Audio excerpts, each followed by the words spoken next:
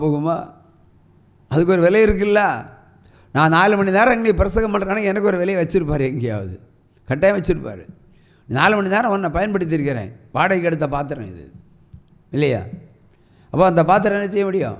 பாத்திரத்தை வாடகை உண்டு, அதுக்கிட்ட பலன் சுகமாக தரலாம் எனக்கு, இல்லைன்னா சமாதானமாக தரலாம், இல்லைன்னா பொண்டாட்டி பிள்ளைய நோய் இல்லாமல் வாழ்கிறதுக்கு பாக்கியத்தை தரலாம், ஆஸ்தியை தரலாம், வசதியை தரலாம், எல்லாமே தரலாம். சரியா? நான் ஒன்று கேட்குறேன், நான் ஒரு நாளைக்கு ஒரு 1000 பேருக்கு ஃபோன் அட்டன் பண்ணிடுவேன் எப்படியாவது. இப்போ 1000 பேருக்கு நான் ஃபோன் செய்தால் எனக்கு எவ்வளோ கூலி தரணும்? பைபிள் சொல்லுது, வேலை செய்கிறவன் கூலிக்கு பாத்திரவான். நான் உங்களுக்கு பிஹெச்டி மாதிரி உங்களுக்கு ஆலோசனை தருகிறேன் இல்லையா? பேய் பிசாசு வந்தால் நான் சொல்லுகிறேன், அதை கட்டவிழ்கிறேன், அதை உடைக்கிறேன். எந்த கொம்பம் பேயாக இருந்தாலும் சரி, அதான் சவால். எல்லாத்தையும் நான் சந்திக்கிறேன். அப்போ 1000 பேருக்கு நான் டெலிஃபோனில் ஊழியம் செய்யும்போது எனக்கு நான் எவ்வளோ கூலிக்கு சொந்தக்காரன் கணக்கு போடுங்க. இப்போ கம்பவுண்டரை பார்க்க போனால் 100 ரூபா வேணும், டாக்டரை பார்க்க போனால் 250 ரூபா வேணும் இல்லையா? அதை நீங்கள் வண்டி ஏறி போவீங்க, ஆட்டோ பிடிச்சி போவீங்க, கார் பிடிச்சி போவீங்க, எப்படி ஒரு 1000 ரூபா செலவு. நான் இங்கேருந்து தேனிக்கு ஃபோன் பண்ணி உன் பிரச்சனை தீர்ந்துன்னு சொல்லுவேன். அப்போ நான் ஒரு ஊழியம் செய்தாச்சு இல்லை, அப்போ எனக்கு ஒரு 1000 ரூபா தரலாம்ல? நியாயமான கேள்வி. ஃபோனில் அவங்களுக்கு ஊழியம் செய்து ஒரு விடுதலை வந்துன்னா, விடுதலை தரலான்னா நீங்கள் தர வேண்டாம், விடுதலை வந்தேன்னா ஒரு 1000 ரூபா தரலாம்ல? ஆஸ்பத்திரி போனால் 2000 ரூபா சொல் பண்ணியிருப்பார். இல்லை போனாட்டு நான் கழுத்தில் ஒரு ஸ்கேனு, இடுப்பில் ஒரு கேல்ஸு, கொப்பில் ஒரு ஸ்கேனு, முதுகில் ஒரு ஸ்கேனு, உள்ள ஒரு ஸ்கேனு, எண்டோஸ்கோப்பி, அந்த கோப்பி இந்த கோப்பின்னு போட்டு ஒரு பில்லை அமர்த்திடுவாங்க. தூங்குறவருக்கு தலையில் தட்டு கொடுங்க, தப்பு இல்லை. இல்லையா? தூங்காமல் இருங்க பிரதர், இல்லையா? தூங்காமல் இருக்க நான் ஒரு காமெடி வச்சுருக்கிறேன் உங்களுக்கு, அது தூக்கத்தை போக்கிடலாம் இல்லையா? அவே எனக்கு ஒரு 1000 ரூபா சொந்தக்காரன் இல்லைண்ணா. அப்போது 1000 பேருக்கு நான் ஜோம் பண்ணி விடுதலை கொடுத்தாச்சுன்னா, ஒரு நாளைக்கு விடுதலை கொடுத்தாச்சுன்னா 1000 பேர் எனக்கு காணிக்க தந்தால் எத்தனை ரூபா ஆச்சு ஒரு நாளைக்கு? 1 லட்ச ரூபா? 1 லட்சம் தானே? ரொம்ப குறைவாக இருக்குது போல இருக்குது. சரி பரவாயில்ல, 1 லட்ச ரூபா. சரி நீங்கள் 1000 தரணும், 100 ரூபா தரலாம்ல? ஒருத்தனுக்கு நான் ஜோம் பண்ணி ஃபோனில் விடுதலை கிடச்சுன்னா 100 ரூபா டப்புன்னு என்ன செய்யணும்? கையில் ஃபோன் இருக்குல்ல, ஜிப்போ செங்கன்னு அடிச்சிட வேண்டியதானே? செய்வாங்களா? செய்ய மாட்டாங்க, செய்ய மாட்டாங்க, செய்கிறது இல்லை. அப்படி நான் பார்த்ததே கிடையாது, இந்த மாதிரி காணிகளை நான் பார்த்ததே கிடையாது. 23 வருஷமாக ஊழியம் செய்கிறேன், கேட்குறது எனக்கு மனசும் கிடையாது. ஏன்னா நான் பிச்சைக்காரன் கிடையாது, I am not a beggar. என்னை அவருக்கு ஒப்பு கொடுத்தேன், அப்போ அவர் தான் எனக்கு எச்சமான், அவர் தர தான் வாங்க முடியும், நீங்கள் தர வாங்க முடியாது. அதனால தான் நீங்கள் தராமல் இருக்கிறீங்க. ஆனால் கொடுக்கணும் நீங்கள். ஏனென்றால் ஒரு கப்பு தண்ணி கொடுத்தாலே அதை கேட்ட பலனை நீ காண்பாயின் வேதம் சொல்லுகிறது. அப்படினால நான் உங்களுக்கு எவ்வளோ காலம் எவ்வளோ பேரை தூங்க வைக்கிறேன் ஃபோன் பண்ணி, எவ்வளோ பேரை ஆஸ்பத்திரி போக விடாமல் தடுக்கிறேன், எவ்வளோ வியாதிகளை சுஸ்தமாக்கிறேன். அந்த வியாதிக்கேற்ற விடுதலைக்கேற்ற நன்றி காணிக்கை கொண்டு வந்து செலுத்தப்பட வேண்டும். சத்தியம். ஆனால் சத்தியத்தை விதைக்காமல் போனால் நான் பாவி ஆயிடுவேன். அது எனக்கு கிடைக்கிறதுக்காக அல்ல, கொடுக்கறனால உங்களுக்கு நன்மை உண்டாகும், பெற்றுக்கொள்ளனால எனக்கு நன்மை உண்டு, எனக்கு ஒரு உற்சாகம் வரும். இந்த மகள் கொடுத்துட்டா அவன் மகளுக்கு கொஞ்சம் கூட ஊக்கமாக சோம் பண்ண தோணும், அது ஒரு தூண்டுகோள் தானே. இப்படி பண்ணுறதில்ல. சிலருக்கு கேன்சர் வியாதியெல்லாம் சுஸ்தமாகும். ஒருத்தன் கேன்சர் வியாதியெல்லாம் சுஸ்தமாகிறதுக்கு வீடை விற்கிறான், காரை விற்கிறான், காடை விற்கிறான், வீட்டை விற்கிறான், நாட்டில் உள்ள சொத்துக்களெல்லாம் விற்கிறான், பேங்கில் உள்ள பேலன்ஸ் எல்லாம் விற்று தொலைக்கிறான். எவ்வளோ செலவு பண்ணி லாஸ்ட்டில் பணத்தை தூக்கிட்டு வரான். இங்கே வந்தால் பணம் வராது, உயிர் தான் கிடைக்கும். அப்போ எவ்வளவோ காணிக்கை செலுத்தலாம்ல. எல்லா விதமான காணிக்கைகளையும் பெற்றுக்கொள்ளக்கூடிய தகுதியுடைய ஜீவ ஒளி தொலைக்காட்சி என்று ஆணித்தரமாக சொல்ல முடியும். அல்லேலூயா, ஆணித்தரமாக சொல்ல முடியும். அப்படினால் இந்த ஊழியம் சரியான ஊழியம் நானே சர்டிஃபிகேட் பண்ணேன். ஐ ஆம் ரைட், அவ்வளோதான்.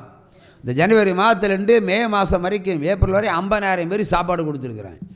தமிழ்நாட்டில் எவனாவது கொடுப்பானா? கொடுத்துருப்பானா? இப்போ ஒன்று புக் ஆகிருக்கு. ஒன்று இப்போ கோபப்படுவா சில வேலை, இவ்வளோ கடன் இருக்கும்போது நம்ம ஏன் செய்யணும்? அது சாரி பத்து மாதிரி நினைக்கிறதான். அப்படி இல்லை, கேட்குறவங்களுக்கு முடிஞ்சால் பண்ணணும். ஆனால் இவ்வளோ பெரிய கோடிக்கணக்கில் காணிக்கை வாங்குறவங்க செய்வாங்களா? செய்திருக்காங்களா? கொஸ்டினை போட்டு பாருங்கள். கேள்வி அங்கே கேட்கணும், என்கிட்ட கேட்கக்கூடாது. அல்லேலூயா. ஆனால் என்கிட்ட கேள்வி கேட்பாங்க, நிறைய பேர் கேட்குறாங்க. பொருத்தனை நீங்கள் கேட்கக்கூடாதுல்ல, நாங்கள்லாம் கொடுக்கணும், அப்படி தானே? பொருத்தனை இந்த திருச்சி பாகங்கள்ல திண்டுக்கலுக்கும் பழனிக்கும் நடுவில் ஒரு ஊரில் இருந்து ஒரு டீச்சர் எனக்கு ஃபோன் போட்டாங்க. முதல்ல சொன்னாங்க, அப்பா உங்களை மாதிரி ஒரு டிவியை நான் பார்த்ததே கிடையாது. யார் புகழ்ச்சி பண்ணாலும் நான் கொஞ்சம் சிரிக்க ஆரம்பிச்சிடுவேன். ஏன்னா இது என்னுடைய பணி இல்லை, அது அவருடைய பணி. அப்புறம் சொல்லி நீங்கள் இந்த பாவத்தை குறித்து பேசுனீங்க, லேவியராகமம் 19:22. நீ பாவம் செய்தவனானால் பாவ நிவாரண பலி செலுத்தினாலே ஒழிய உன் பாவம் மன்னிக்கப்படாதுன்னு சொன்னேன். இந்த வசனத்தின்படி அவங்க கேட்குறாங்க, நான் பாவ நிவாரண பலி செலுத்துறதுக்கு தயாராக இருக்கிறேன்னு. பாவ நிவாரண பலி செலுத்துறதுக்கு தயாராக இருக்கிறேன்னு சொன்னார்கள். இப்போ நானும் சந்தோஷப்பட்டேன். அப்போ எனக்கு காணிக்கை கிடைக்கிறது முக்கியம் இல்லை, எனக்கு நான் என்னுடைய ஊழியத்துக்கு கூலி கிடைக்கிறது எனக்கு முக்கியம் இல்லை, கர்த்தருக்கு என்ன கிடைக்குதுன்னு அதான் நான் பார்ப்பேன்.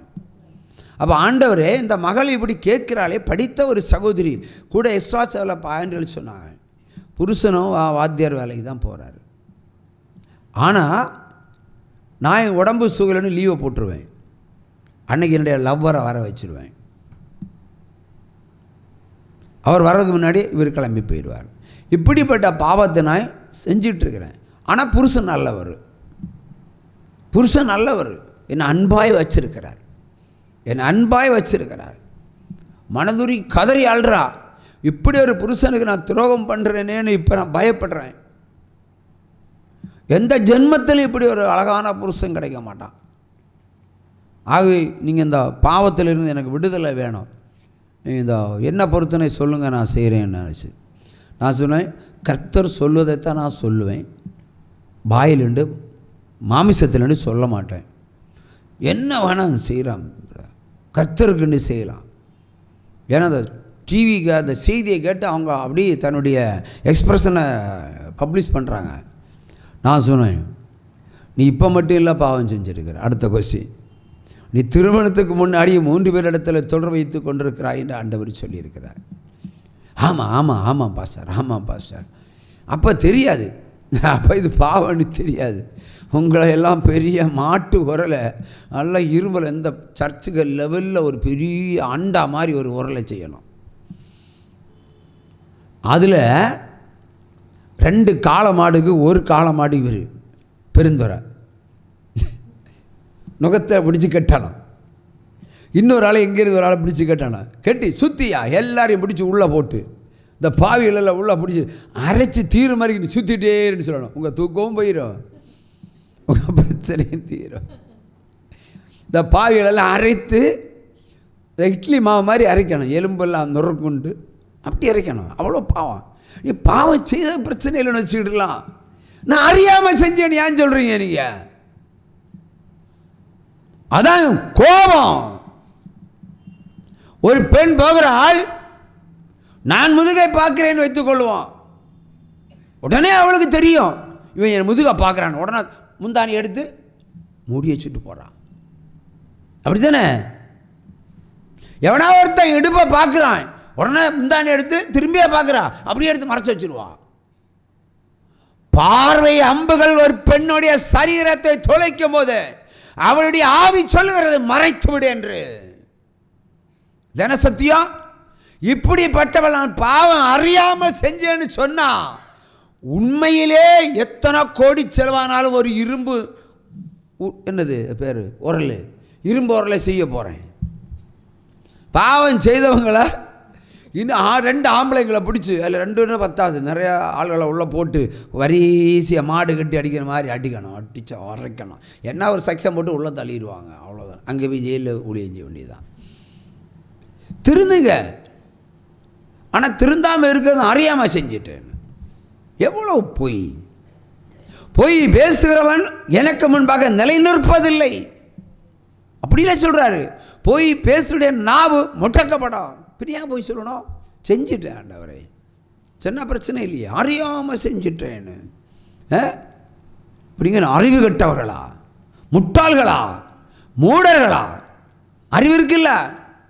ஹோட்டலில் போனால் ஒரு டீ சாப்பிட்றீங்க, நல்ல டீயை பார்த்து சாப்பிட்றீங்க, நல்ல கடையை பார்த்து செலக்ட் பண்ணுறீங்க. தண்ணி குடிக்கிறீங்க, நல்ல தண்ணியை பார்த்து குடிக்கிறீங்க நீங்கள், இல்லையா? வடையெல்லாம் வாங்கி சாப்பிட்றீங்க, யோசிக்கிறீங்க, ஏன்னா இது திருட்டு எண்ணெயில், மோசமான எண்ணெயில் போட்ட வடைன்னு சொல்லி சாப்பிட்றீங்க, விலகி போகிறீங்க. நல்லது கிட்டெல்லாம் தீர்மானிக்கும் போது இந்த ஒரு விஷயத்தில் மட்டும் ஏன் உங்களுக்கு தீர்மானம் பண்ண முடியல? ஆண்டவர் சொன்னார் அந்த பொண்ணுக்கு, 3 பேர், 4வது ஆள். ஆமாம் பிரதர், அறியாமல் செஞ்சேன். அப்போ தான் எனக்கு கோபத்தை வந்து, நீ செஞ்ச பாவத்துக்கு 4 ஆம்பளை கிட்ட நீ கான்டாக்ட் வச்சுருந்துருக்கிற. நீ அது ஒவ்வொரு தடவையும் யதார்த்தமாக ஒரு பாவம் நடந்தால் கூட பிரச்சனை இல்லை, மறுமுறையை நடக்காமல் இருக்கிறது முயற்சி பண்ணணும். என்ன புருஷன் வேலைக்கு போன இடத்துல வீட்டுக்குள்ளே வர வைக்கிறான் ஒவ்வொரு நாளையும் தேவைப்படும் போதெல்லாம். அப்போ அவளை என்ன செய்யலாம்? சின்ன தண்ணியாக கொடுக்கலாம். நான் யோசிங்க பிரதர், சின்ன தண்ணியாக கொடுக்கலாம். அப்போ நான் ஆண்டோட கேட்டேன், என்ன ஆண்டவரேன்னு. 5000 புக் அடித்து 5000 பேருக்கு கொடுத்துருவா. அது திண்டுக்கல்லில் கொடுத்தாலும் சரி, பழனியில் கொடுத்தாலும் சரி. Una punishment 5000 book. நீ செஞ்ச பாவத்துக்கு அதான் பரிகாரம். பரவாயில்ல பரவாயில்ல பரவாயில்ல, 5000 புக்குக்கு எவ்வளோ ரூபா ஆகும் பிரதர்? கணக்கை நீங்கள் போடுங்க. இல்லை நீங்கள் சொல்லுங்கள் பிரதர். நான் சொன்னால் நீ வாயை பிளந்துருவேன். நீ சொல்லு, கணக்கு தெரியல, நீ டீச்சர் தானே, கணக்கை போடு. இல்லை இல்லை நீங்கள் சொல்லுங்கள். ஏன்னா 5000 புக்கு பிரிண்ட் போடுங்க, 5 லட்சம் ரூபா ஆகும். உனக்கு கையை தட்டுங்களேன், அதான் உண்மை. அன்னைக்கு ஒரு புக்கு 100 ரூபா.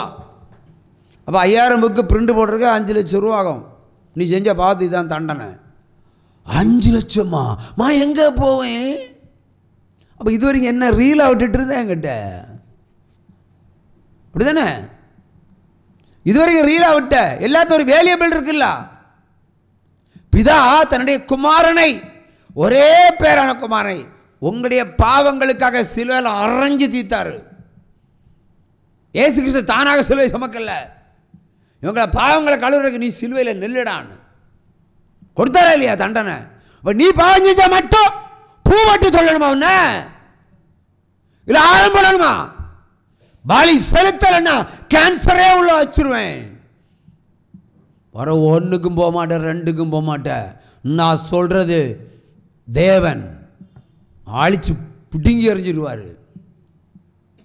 பாவம் செய்ய மட்டும் பல்லளிப்பு, பரிகாரம் செலுத்துறதுக்கான யோசனை இது தேசத்துக்கே சொல்லுகிறேன். பாவிகள் ஆணாயிருந்தாலும் பொண்ணாயிருந்தாலும் தப்பு பண்ணினா தண்டனை உண்டு, தண்டிக்காமல் விடவே மாட்டாரு. தமிழ்நாட்டில் இருக்கிற எல்லா மொத்த கள்ள ஊழியக்காரன் சொல்லலாம் பாவ மன்னிப்பு உண்டு. இல்லை, தண்டனை உண்டு. தண்டனை, தண்டனைக்கு பிறகுதான் பாவ மன்னிப்பு. பாவ மன்னிப்பு முதலே தந்தாச்சுன்னா தண்டனை இல்லையே. பாவத்தை எப்படி ருசி பார்ப்பீங்க நீங்க? வலி எடுக்கும் தானே ருசி. உடம்புல காயம் வரும்போது தானே பயம். உடம்புல கொள்ளவேதி வந்தால் தானே சாவ குறிச்சுள்ள பயம். அது ஒரு திகில் திரில் வருதுல்ல. யோசிக்கணும். இப்போ 10 போலீஸ்காரன் வரான் ரோட்டில், நிறைய பேர் நிற்கிறாங்க. திருடன் தான் முதல்ல ஓடுவான் இல்லையா? திருடாத என்ன பண்ணுவான்? கையை கட்டி நிற்பான் போலீஸ் முன்னாடி, பயம் இல்லை. இப்படி நிற்க முடியுமா இயேசு கிறிஸ்து முன்னாடி? நான் பாவம் செய்யாதவன் இப்படி தான் நிற்பேன்னு. எல்லாம் ஓடித்தான் தப்பான நீங்கள். அத்தனை பேரும் பாவிகள் தான். இயேசு சொன்னார், நாசியில் சோசம் உள்ளவன் பாவம் செய்வான்னு சொல்லிட்டாரு. அதுக்காக பாவத்தை எல்லா நாளும் செய்யணும்னு சொல்லியிருக்காரா? நீ செஞ்ச பாவத்தை நீ உணர்ந்து அதுக்கு பலி செலுத்தி தப்பித்து போ, இல்லைன்னா சாவும் மடியில் போடுவேன், கட்டாயம் போடுவார். உன்னை 1000 இல்லை, டூப்ளிகேட் தூதர்கள் லட்சக்கணக்கில் வந்தாலும் உன்னை காப்பாற்ற முடியாது. முக்கோடி தெய்வங்கள் உன்னை காப்பாற்றுறதுக்கு வந்தாலும் உன்னை காப்பாற்ற முடியாது. இந்த ஊழியம் அப்படிதான். அடித்து தூக்கிடுவேன்னா செஞ்சு முடிச்சுட்டு போயிட்டே இருப்பார். பாவத்தை குறிச்சுள்ள பயம் வேணும். ஒன்று யோசிங்க, ஒரு மனைவிக்கு துரோகமாக செய்கிறீங்க, ஒரு ஆம்பளை எடுத்துக்கிடுவோம். முதல்ல பாவத்தை செய்கிறோம், அது மனைவிக்கு செய்கிற துரோகம். பாவம் செய்கிறவன் பாவம் செஞ்சுட்டு 10 பேயும் கூட்டிகிட்டு வந்துடுவான் இல்லையா? 10 விபச்சார ஆவியை கொண்டு வந்துடுவான். வீட்டில் அந்த இவளுக்கு ஒரு மல்லிப்பூ வாங்கி கொடுத்துருவான். அப்போ இவன் நினச்சிடுவான், அப்போது என் புருஷன் உத்தமம் எவ்வளோ நேசம் வச்சிருக்கிறானே, கண்டவளுக்கு வாங்கி கொடுத்தாலும் மிச்ச பூவா கிஞ்சா கொண்டு வர்றது. இவன் வாங்கி என் புருஷன் இந்த இங்கே பாரு டெய்லியாக எனக்கு அல்வாயும் பூவும் தருவார். பார்த்தா உண்மையிலேயே அல்வா தான், திருநெல்வேலி அல்வா. அவள் தின்ன மிச்சத்தை கொண்டு இவளுக்கு கொடுப்பான். இவன் 10 விபச்சார ஆவின்றான். வீட்டில் வயசுக்கு வந்த பிள்ளை இருக்கும். அப்போ என்ன செய்யும்? இந்த ஆவி இந்த விபச்சார ஆவியாட்டும் நல்ல கன்னி பிள்ளைகிட்ட போகும், சொயங்கன்னு வேறும். அப்போ இவளுக்கு தலை சொரிய ஆரம்பிப்பாள். பிறகு வாரங்கும் போகிறவள்கிட்ட இந்த பிள்ளை ஐ லவ் சொல்லி நடக்கும். போச்சா அவள் லைஃப் போச்சா. ஒருத்தன் செய்கிற தப்பு ஒரு குடும்பமே நாசமாகி போகும். ஏன் அதே இடத்துல அந்த மனைவிடத்தில் அந்த விபச்சார ஆகி போகும் தான் அடுத்த கட்டம், நீ வேலைக்கு போ, நான் இங்கே அட்ஜஸ்ட்மெண்ட்டில் நான் ஜீவிச்சுக்கிட்டேன்னு சொல்லுவான். ஆவிகள் உள்ளே புகுந்தால் எல்லா பாவத்தையும் அரங்கேற்றும். அவை பாவம் செய்தவள் ஆனால் பாவ நிவாரண பலி செலுத்தி தான் தீர்க்கப்பட வேண்டும். என்னென்ன பாவம் செஞ்சீங்களோ அதுக்கு தண்டனை கட்டாயம் உண்டு. மொத்த பாவத்துக்கு ஒரு பொருத்தனை கிடையாது. அது நீங்கள் வேறு யாரையும் பார்த்துக்கிடணும். ஏன் இப்போ நீங்கள் ஒரு உடம்பில் கேன்சர் வியாதி வந்திருக்கணும், இப்போ கேன்சருக்கு மருந்து செலுத்தலாம். தலைவலி வருது, தலைவலிக்கு மருந்து செலுத்தலாம். வயிற்று வலி வருது, வயிற்று வலிக்கு மருந்து செலுத்தலாம். உடம்பு வலி இருக்குது, உடம்பு வலிக்கு மருந்து செலுத்தலாம். யூரினில் இன்ஃபெக்ஷன் இருக்குது, அதுக்கு மருந்து எடுக்கலாம். யூரினில் இன்ஃபெக்ஷன் இருக்குது, அதுக்கு மருந்து எடுக்கலாம். இப்படி ஒவ்வொரு வியாதியும் இருக்குது. ஒரு மருந்தாக செலுத்துவீங்க. உடம்பில் ஒவ்வொரு வியாதிக்கும் ஒவ்வொரு ரகமான மெடிசன் இல்லையா? அதுக்கு ஒவ்வொன்று வேல்யூபிள் இருக்குது, இருக்கா இல்லையா? இருக்குது. இல்லை உடம்பில் வியாதி நின்றுட்டு மொத்தமாக ஒரே பேராசிட்டமால் போட்டால் மதியா சீக்கிரம் செத்து போயிடுவியா? இல்லை கேன்சர் வியாதி வந்து நெல்லிட்டு நான் ஆன்டிபயோட்டிக் மாத்திரை மட்டும் எடுத்தால் பிழைச்ச முடியுமா? பிழைக்க முடியாது. சிலர் கட்டி இருக்கும், அதுக்கும் விலை குறைஞ்ச பேராசிட்டமால். அதுதான் உலகத்தில் மிக குறைந்த மருத்துவமனை. அது